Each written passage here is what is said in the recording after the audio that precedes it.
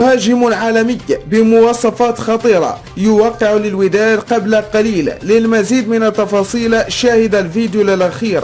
في خبر عاجل، أفادت تقارير إعلامية إخبارية بأن فريق الوداد الرياضي المغربي لكرة القدم قرر استعارة اللاعب الجزائري أحمد القندوسي من فريق الأهلي المصري.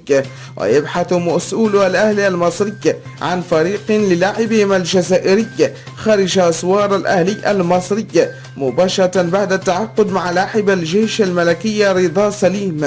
ويرتبط اللاعب القندوسي بعقد مع فريق الأهلي المصري الذي يمتد إلى عام 2027 قضى منها 6 أشهر بعد التعاقد معه في الميركاتو الشتوي الأخير قادما إليه من فريق وفاق سطيف الجزائري.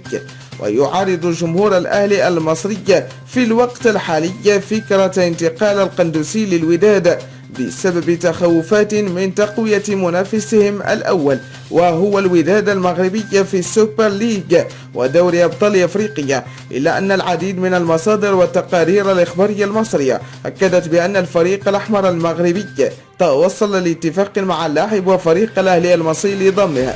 ويضم الوداد حاليا 3 لاعبين جزائريين وهم كلمن الدراوي وإلياس الشتية وحسين بن عيادة. شكرا لكم، إلى الفيديو القادم إن شاء الله.